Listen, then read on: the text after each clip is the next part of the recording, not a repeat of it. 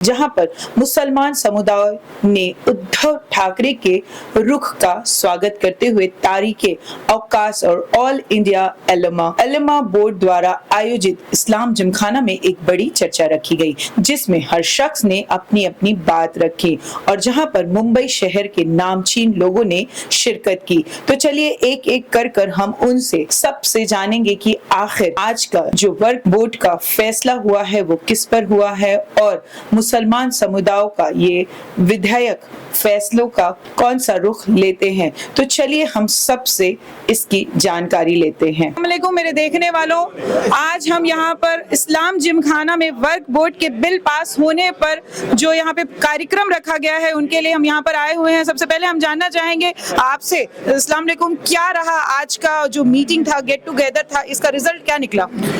मैं Mohammad Shamim Akhtar Nadvi all India उलमा board का एक रुकन हूँ। ऑल इंडिया उलमा बोर्ड की आज मीटिंग थी।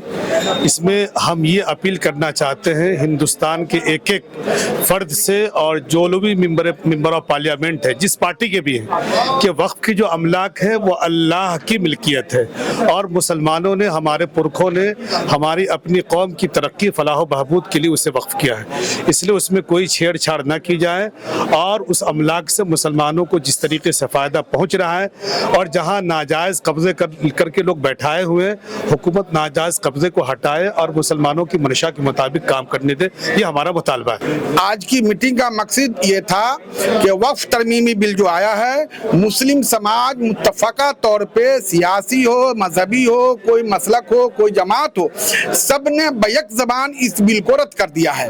एक मकसद था।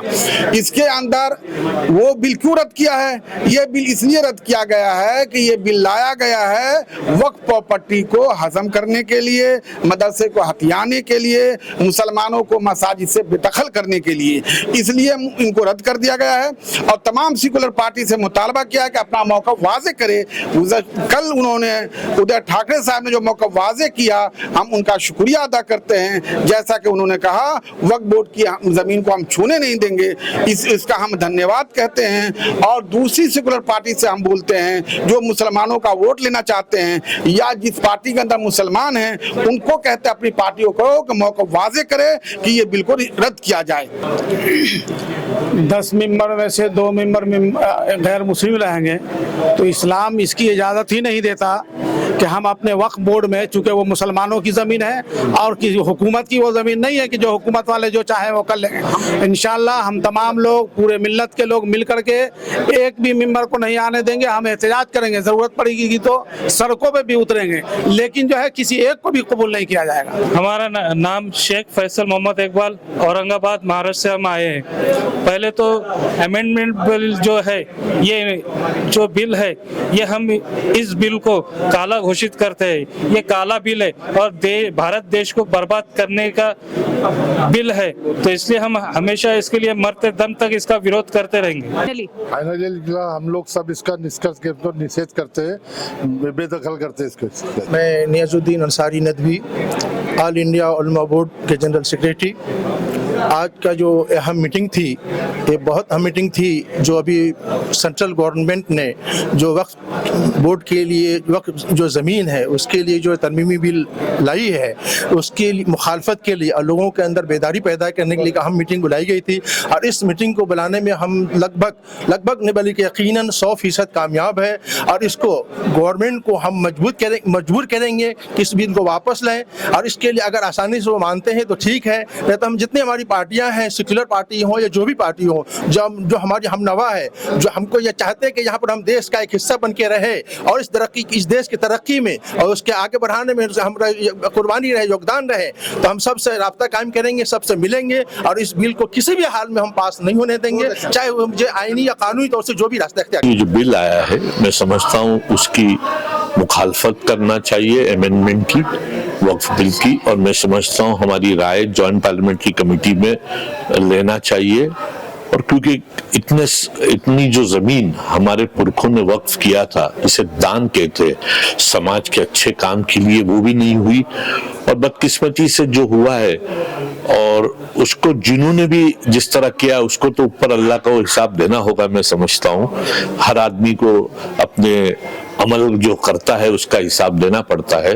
मगर आज जो ये बिल आया है, हमको अक्रॉस पार्टी लाइंस, भले मैं किस पार्टी के साथ हूँ, कोई अलग शख्स किसी और पार्टी के साथ है, अपनी जो विरोध है या सजेशंस है वो रखना पड़ेगा।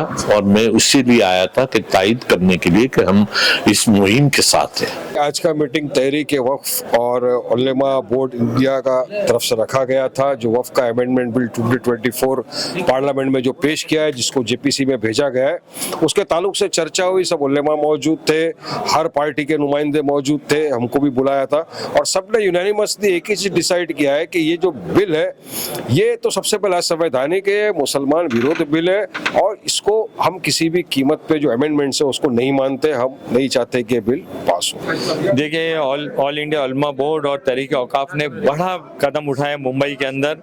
हमारे अल्लामा बुनई साहब, सबीर अंसारी साहब ने मीटिंग बुलाई और आपने पूरा देखा कि मुंबई और महाराष्ट्र के तमाम उलमा इकराम में मौजूद थे। सबका एक ही कहना है कि हम ये वक्फ अमेंडमेंट बिल को खारिज करते हैं, हम इसको मानते नहीं है। और जेपीसी के जो 31 मेंबर थे उनको और जो लाइक माइंडेड एमपी थे उनको जाकर मिलेंगे, उनको एक चार्टर देंगे कि why we disagree with this Waqf amendment act. हम ये वक्फ अमेंडमेंट एक्ट मुसलमानों के खिलाफ है, इस देश के संविधान के खिलाफ है, कॉन्स्टिट्यूशन के खिलाफ है, जिसको हम बर्दाश्त नहीं करेंगे। सलीम अलवारी हूं मैं, ऑल इंडिया उलेमा बोर्ड का स्पोक्स पर्सन हूं मैं। आज की जो मीटिंग ली गई थी बेसिकली जो है वो ऑल पार्टी मीट थी और जो भारत सरकार ने जो वक्त में जो अमेंडमेंट बिल 8 अगस्त को जो पार्लियामेंट में लाया था उस पर हमने चर्चा की। हम उस बिल की सख्ती से मुखालिफत करते हैं। देखिए, पार्लियामेंट में एक ऐसा बिल आया है जो वक्फ बोर्ड और वक्फ की प्रॉपर्टीज़ के अगेंस्ट है। सीधी सी बात यह है कि ये हुकूमत मुसलमानों के एंटी है और मुसलमानों के ऊपर इस तरह की चीज़ें वो खोज कर लाती है जिससे उनको तकलीफ पहुँचे और उसका बेनिफिट वो हिंदू वोट के लिए इस्तेमाल करना चाहती है। क्योंकि ये जो प्रॉपर्टीज़ का झगड़ा है ये उनकी नहीं है, ना उनके किसी ने डोनेट किया है, ये मुसलमानों के खालिस उनके आबो अजदाद ने ये सारा चीज़ डोनेट किया है। उनके डोनेशन से उनकी ज़मीनें, उनके मदारिस, मस्जिदों के मसले, बच्चों की पढ़ाई, गरीब लोगों की मदद के लिए लोगों ने दिया है। और ये वो प्रॉपर्टीज़ हैं जो खुद की मिल्कियत हैं। ऐसा नहीं है कि सरकार का कोई उसमें दखल है या कुछ है। उस पर सरकार की नीयत ख़राब है क्योंकि हिंदुस्तान में इस वक्त सबसे ज़्यादा अगर वक्फ की ज़मीन अगर किसी के पास है तो सिर्फ मुसलमानों के पास है। 10.5 लाख हेक्टेयर के आसपास पूरे हिंदुस्तान में ज़मीन है। डिफेंस और रेलवे के बाद सबसे बड़ी ज़मीन हमारे पास है। आदमी को अपनी राय रखने के लिए खुला हुआ मंच है, किसी का है नहीं कि भाई आप नहीं रख सकते। लेकिन जिन्होंने बुलाया है, जिनको बुलाया है, वो सब लोगों ने एक स्वर में बिल्कुल हाथ उठाकर ये कह दिया है कि इस अमेंडमेंट बिल का हम पूरी ताकत के साथ विरोध करते हैं। यही हमारा आज का। यहाँ के बड़े बड़े लोगों ने आज इस बिल को खारिज करने की बात कर दी है और जहां तक हमें लगता है कि इस बिल को खारिज कर दिया जाएगा क्योंकि इसमें मुसलमानों की वर्ग की जो जमीनें हैं उसके मुद्दे पर बात की जा रही है। जी हाँ दोस्तों, हमारी इसी तरह की खबरों के लिए बने रहिए। हमारे चैनल को लाइक करें, सब्सक्राइब करें और कमेंट्स करके जरूर बताएं कि ये जो बिल पास हुआ है इसमें आप लोगों की क्या राय है। नमस्कार, अल्लाह हाफ़िज़।